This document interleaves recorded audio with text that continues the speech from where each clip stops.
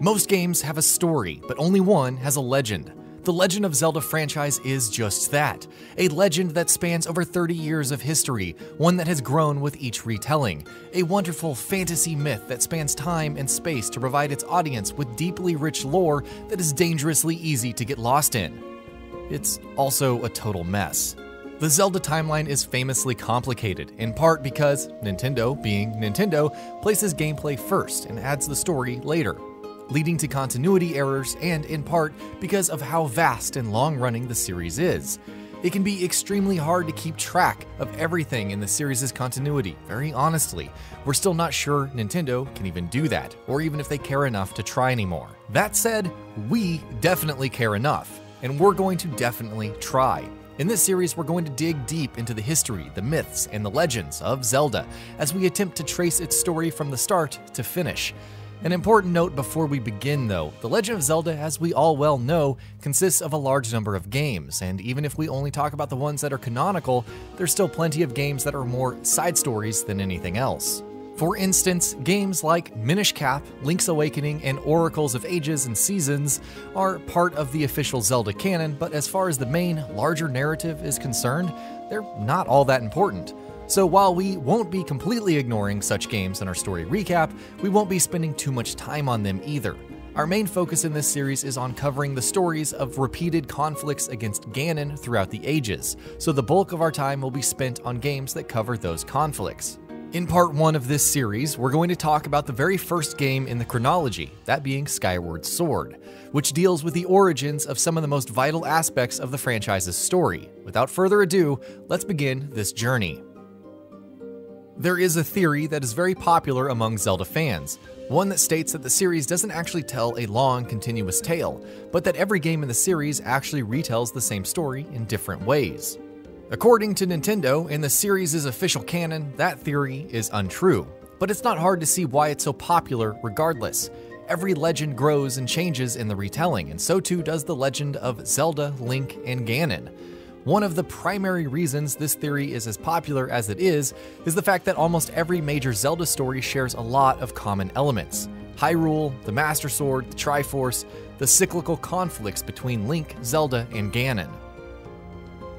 And the origins of a lot of these things is explained in The Legend of Zelda Skyward Sword, a game that may not be the most popular amongst the fans of the series, but a game whose importance to the larger narrative of the series simply cannot be overstated.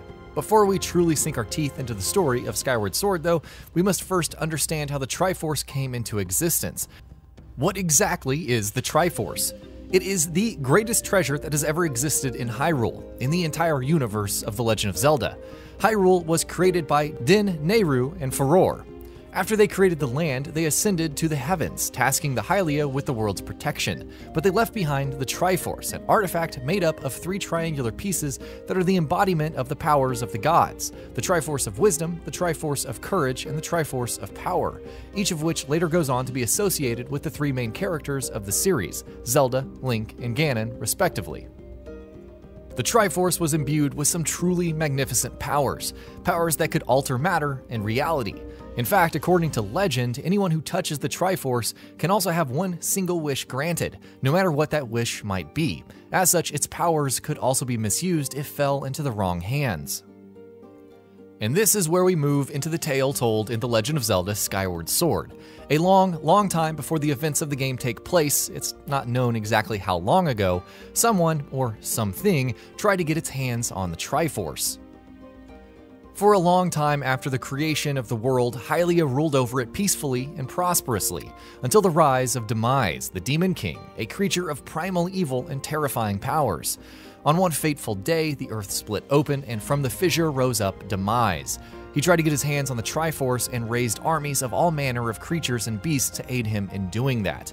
A long battle ensued between the forces of Hylia and Demise, and when things started looking desperate, Hylia came up with a last-ditch effort to make things right, or as right as she could possibly make them. She collected all of the people who lived under her protection on a large patch of land around a temple that had been built in her honor, and she lifted that patch of land from the ground and sent it into the sky, far away from the reach of Demise and his armies. To make sure that neither him nor his minions could follow her people skyward, She placed a barrier of clouds in between the surface and the island in the sky, which came to be known as Skyloft. The battle with Demise left Hylia injured and weak. Using the last remaining life force she was left with, she cast Demise into a prison, and then as her final act, she placed a sacred seal upon that prison where Demise remained for a long time. And this is where we pick things up in Skyward Sword, centuries after the battle between Hylia and Demise. The people of Skyloft live in peace and quiet, isolated from the deadly and dangerous world known only as the Surface down below. As the game begins, we're introduced to a number of important characters. There is, of course, Link, a student of the Knight Academy, a place that trains knights for the protection of Skyloft. There's the pompous and egotistical Groose, Link's arch-rival and fellow Knight Academy student. There's Zelda, a childhood friend of Link's, and the daughter of Gaepora, the headmaster of the Knight Academy. At the outset of Skyward Sword's story, the residents of Skyloft and the students of the Knight Academy are gearing up for the traditional wing ceremony. All residents of Skyloft own large birds known as loftwings, and the students of the Academy ride on the backs of their loftwings to participate in the ceremony. The winner is promoted to a senior rank in the Academy and is also given a special gift by Zelda herself. As the game begins, in spite of some underhanded efforts by Groose to sabotage Link's chances, Link ends up winning the competition and is declared the winner.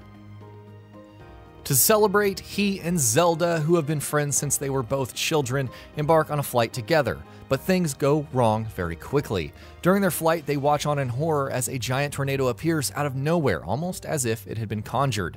Link and Zelda get caught in that tornado, and Zelda falls straight down to the surface, the monster-infested land below the cloud barrier, while Link himself ends up losing consciousness.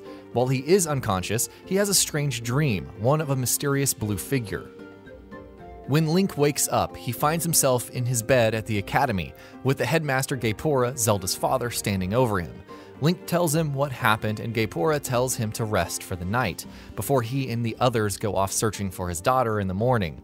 Soon after Gaepora leaves, Link starts hearing a mysterious voice from the outside, almost as if it's calling out to him. Curious to see what it's all about, he goes outside only to find the mysterious blue figure from his dream standing in the distance. As Link starts walking toward it, he soon realizes that the blue figure is actually leading him someplace. Link follows, and soon he is led to the large statue of Hylia that stands at the center of Skyloft. The blue figure opens a hidden doorway at the base of the statue, and when the two of them enter a secret chamber inside, Link finds that inside, on a pedestal, rests the Goddess Sword, a sword created by Hylia herself. The blue figure tells Link that she is a spirit named Fi, who has been residing within the blade for centuries. She tells Link that he has been chosen by Hylia herself, that it has now fallen upon him to complete a task that is very important. We'll learn more about what that task exactly is as the story progresses. Link pulls out the sword from the altar, and unleashing a blast of focused energy from the blade, he manages to open a path through the cloud barrier leading to the surface. Not knowing what monumental challenges await him, with Fi at his side and the sword in his possession, Link sets out on his loftwing to look for Zelda in the world down below. He lands at a place that is known only as the Sealed Grounds, the very spot where centuries ago Hylia managed to place a seal on Demise's prison, where he now resides in a terrifying beastly form that is known as the Imprisoned. As soon as Link lands, he runs into a rather interesting figure, an old woman. So what's so interesting about this old woman? Well, for starters, she belongs to the Sheikah tribe, an old race of fierce ninja-like warriors who are skilled with both magic and regular weapons. They're basically Zelda's equivalent of Lord of the Rings elves in terms of pure badassery and aura, to put it crudely and not completely accurately. More importantly though, this old woman also guards the seal that keeps the imprisoned The old woman tells Link that Zelda has already passed through, and that he must continue onwards with his journey if he wants to find her. The first leg of his journey leads him through the regions of Furore Woods, Eldin's Volcano, and the Lanayru Desert. At Furore Woods, after he passes through the trials of Skyview Temple, Link runs into Girahim. Who is Girahim? Girahim is the cunning, powerful demon lord of the monsters that inhabit the surface world, and as you may have guessed, he's also a devout follower of Demise himself. Girahim reveals to Link that it was him who conjured the tornado that sent Zelda hurtling towards the surface. He's on a quest of his own to find Zelda, since she's obviously key to whatever it is he's planning, and he tells Link, in as many words, that he will beat him within an inch of his life if he comes in his way. Link and Girahim engage in a duel, and Link eventually manages to defeat him. The wizard, though, is as condescending and dismissive of Link as ever, and he still doesn't consider him a threat. At the end of the duel, Girahim senses that Zelda's presence is no longer in the vicinity, and as such, he leaves, telling Link that the next time they meet, he will kill him. After he leaves, with the help of Fi, Link is able to decipher where Zelda is headed next. As part of the quest of her own that she seems to be on, Zelda must purify her in 2 springs, one each in the Eldin and Lanayru regions. Link sets off after Zelda once more, and after besting many trials across both the regions, the trial finally leads him to the Temple of Time, which is where he finally runs into Zelda. She, however, is not alone. Link sees that she is being accompanied by another woman, a warrior of the Sheikah tribe. Their reunion is cut short, however, they are soon attacked by Girahim. Link and Girahim engage in a fight once again, and Zelda and the Sheikah woman take this opportunity to make their escape. They pass through a gate of time, traveling to the past, with the Sheikah woman destroying the gate just as the two of them pass through, in order to make sure Girahim cannot follow. Before leaving, Zelda gives Link a magical instrument known as the Goddesses Harp, the significance of which we'll learn more about in a bit. Link realizes that he has no way of following Zelda, but he also knows that using the Goddess's Harp is probably going to be important in his efforts to do so. In order to learn how to use the harp, he decides to return to the sealed grounds. As he's flying on his loftwing towards the grounds, though, Groose, his longtime arch-rival and fellow Knight Academy student, crashes into him, causing both of them to tumble towards the surface.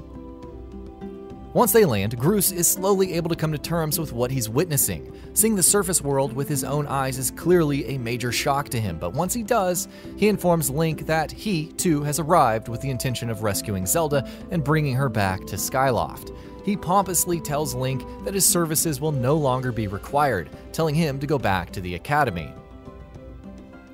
When the two of them go to the old woman inside the sealed temple, she reveals a lot of new information to them. For starters, she tells Link that the Sheikah woman who is traveling with Zelda is Impa, a warrior who has been tasked with guiding and protecting Zelda on her journey. She then tells Groose that though he has a role to play in this monumentous event that is unfolding, he is not going to be the one that saves Zelda. That is Link, who has been chosen for that task. She then teaches Link how to use the harp, teaching him a song that is known as the Ballad of the Goddess. When Link plays the ballad, the mystical powers of the harp result in the appearance of a second gate of time. This, however, triggers something far more sinister as well. The imprisoned, even from within its seal, responds to the presence of the gate and manages to break free. A battle ensues as Link tries to keep the creature of primal evil at bay, and though the beast is far too powerful for Link to be able to destroy it outright, the Knight in Making is successfully able to reseal it. With the imprisoned safely back in its prison, at least temporarily, Link makes ready to journey through time and into the past, but things, of course, can't be that simple. The old woman tells Link that though a second gate of time has appeared, it won't be activated until the sword has been infused with what are known as the 3 sacred flames. What are these sacred flames? They are essentially magical flames that were left behind on the surface of Hylia for the purpose of purifying her sword. Centuries ago, before she left the surface world, she entrusted the protection of these flames to 3 dragons, Farron, Eldin, and Lanayru. As you may have noticed, they share names with the regions of the surface. These regions were actually named after these dragons, with each of them tasked with overseeing the protection of the corresponding areas. Finding and obtaining these sacred flames will be easier said than done. To do so, one must undergo trials of spiritual growth, and as part of these trials, one must also learn 3 new songs, each of which pertains to one of the 3 original goddesses, the ones that created not only the Triforce, but the entire world and all life on it as well. And so, Link sets out to learn the 3 songs of the goddesses known as Farore, Nehru, and Din. This journey, as you might imagine, ends up comprising a good chunk of the game in terms of gameplay portions, and sees Link traveling to many areas he's already visited and some that he hasn't, both on the surface as well as on Skyloft. As Link learns each new song, the sword is infused with 3 sacred flames, and with each new flame, the sword becomes stronger. Upon learning the song Furore's Courage, the first flame transforms the Goddess Sword into the Goddess Longsword. After that, with the second song, Nehru's Wisdom, the sword is transformed once again, this time becoming the Goddess White Sword. When Link finally learns the third and final song, Din's Power, he is able to infuse the sword with the third and final sacred flame. And it is at this point that the blade takes its true form. It finally becomes the Master Sword. With the sacred blade in his possession, Link returns to the sealed temple to activate the Gate of Time. As he returns, he realizes that the imprisoned is awakening once again, this time reacting to the presence of the Master Sword, and breaks free from its prison once more. Link and the imprisoned engage in a battle once again, this time with the help of Groose, Link is able to fight off the beast, resealing it once more. With the help of the Master Sword, Link activates the Gate of Time, and finally, he steps through, entering an era in the distant past shortly after Hylia had first sealed Demise away and sent her followers skyward. And as Link steps through, at long last, he is reunited with Zelda. When the two meet, however, Link makes some shocking revelations, turning their reunion into a rather bittersweet one. Zelda explains to Link that she is actually the reincarnation of Hylia, something that had been explained to her by Impa, her Sheikah protector. Centuries ago, after Hylia sealed Demise away, she realized that she was too weak to finish him off once and for all. Before she passed on, she created the Goddess Sword and decided that she would reincarnate as a mortal.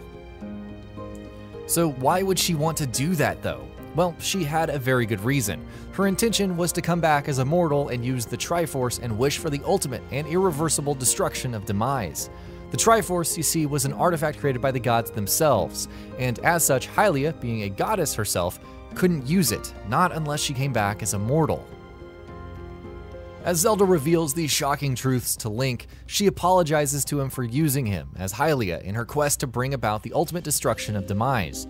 She then proceeds to bless the Master Sword with her powers, at which point the blade achieves its true and ultimate powers, becoming the ultimate destroyer of evil that we all, and future generations of Hyrule, know it as. The seal on the imprisoned is weakening, and Zelda knows that something needs to be done in order to strengthen it. As such, she encases herself in a coat of crystal, voluntarily placing herself in a deep slumber and choosing to remain behind in the past. She tells Link to return to the present and look for the Triforce, and use it to destroy Demise, which would also cause her to wake up again in her own time. And so, with the monumental task set upon his shoulders, Link promises Zelda that he will come back for her once Demise has truly perished, and returns to the present. Upon his return, Link travels back to Skyloft to search for clues about where the Triforce might be hidden, and after a bit of investigation, he finds out that the knowledge most likely rests with the giant sky spirit Levias, who is essentially a wise and all-knowing whale that resides in the sky. Eventually, after a few trials and tribulations that, if we're being completely honest about it, only serve the purpose of being added quests to the game, Link is able to extract the information he needs from Levias. The whale informs him to learn the location of the Triforce, he will once again have to seek out the three dragons and learn from each of them a part of a single song that is known as the Song of the Hero. The next part of Skyward Sword sees the players as Link traveling throughout the surface and tackling several dungeons and areas once again, and eventually Link is able to learn a bit of the Song of the Hero from each of the three dragons. With the knowledge of the song, Link then returns to Levias, who then combines the three parts of the song with a part of his own. The resulting melody ends up revealing the location of the Triforce to be in Sky Keep, a mysterious spiral-shaped castle that is actually hidden under the statue of the goddess over in Skyloft. Link travels to the Keep, which, from a gameplay perspective, serves as another dungeon for players to tackle, and eventually, after a long and arduous process, Link is finally able to get his hands on the Triforce. Finally, with the great, legendary, and sacred weapon of the gods in hand, Link travels to the statue of the goddess, and there he uses the Triforce to make his wish, the destruction of Demise. And just as it was promised in all of the legends, Link is granted the power of the three goddesses through the Triforce, and his wish is granted. The Isle of the Goddess, the island that houses the sacred statue of Hylia, is torn apart from the rest of Skyloft, and it plummets towards the ground, headed right towards the sealed grounds in the surface. As this happens, Demise, or as he is currently known, the Imprisoned, tries to break free from the seal. The Isle of the Goddess crashes into the surface, completely crushing Demise under its weight, destroying him once and for all. Witnessing this, Link rushes into the sealed temple, and as he enters the structure, he witnesses Zelda awakening from her self-imposed slumber. Just as it starts looking like things might finally be coming to an end, Skyward Sword throws one final curveball our way. Girahim appears on the scene, furious at the destruction of his master Demise, and, knocking Groose and the old woman out of the way, grabs hold of Zelda and flees through the Gate of Time. In that realm of the past, Girahim intends to use the spirit of the goddess residing within Zelda to bring back his master, as in that time, Demise is still very much alive. Link gives chase, and as he steps through the Gate of Time, he sees Girahim is involved in a ritual through which he is exorcising Zelda's soul, which is slowly being absorbed by Demise himself. Link battles his way through a ridiculously large horde of Girahim's forces, and somehow, eventually he manages to find a way through. Girahim is enraged by Link's dogged attempts to put a stop to his plans, and it is at this point that he reveals his true nature. Just as Fi is the spirit of the Master Sword, Girahim too is the spirit of Demise's own blade, which is, in a way, a corrupted version of the Goddess Sword itself.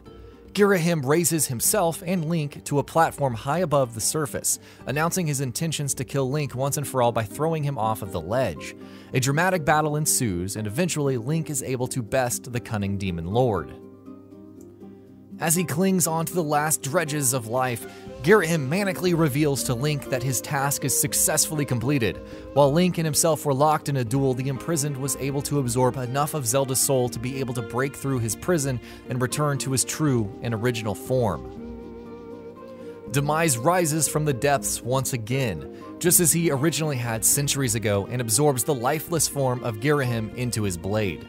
Reveling in his return to the world, Demise releases Zelda's body from his hold, letting her plummet towards the ground far below.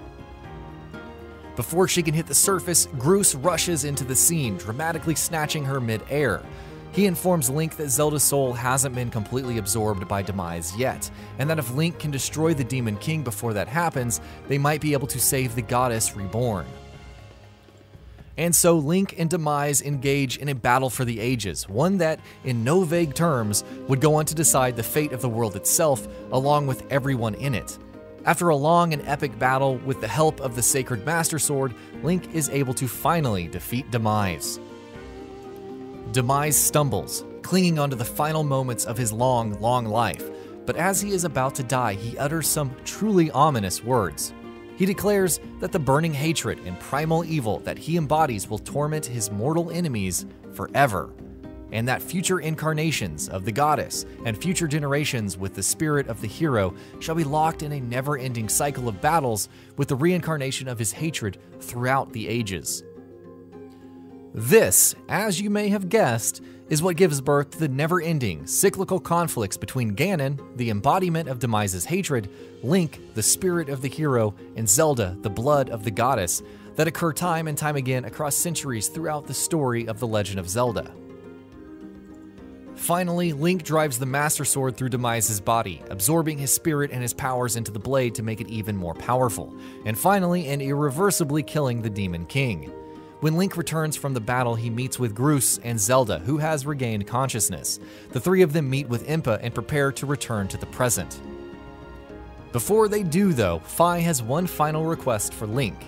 Now that she has completed her task of aiding the hero in his quest to help Hylia in her fight against Demise, Fi requests him to plunge the Master Sword into the pedestal in the sealed temple, a place where the sword would remain safe in a slumber without end, that is until one with the spirit of the hero comes to claim it. Link does as he is told, at which point they all make ready to return to their time. As they do so, Impa informs them that she cannot go back with them. Despite Zelda's pleas, she tells them that she must remain here, in the past, for this is where she belongs. This is where she is from.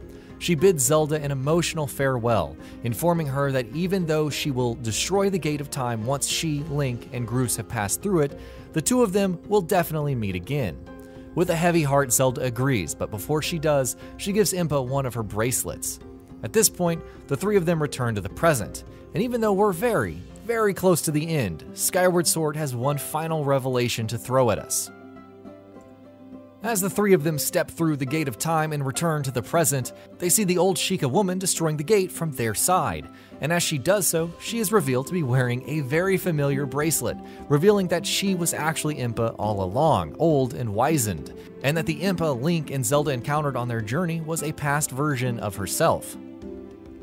She smiles at Zelda, telling her that, true to her promise, they have indeed met again. The old Impa departs the world of the living, dissolving as nothing but particles of light, her duty to the goddess finally fulfilled.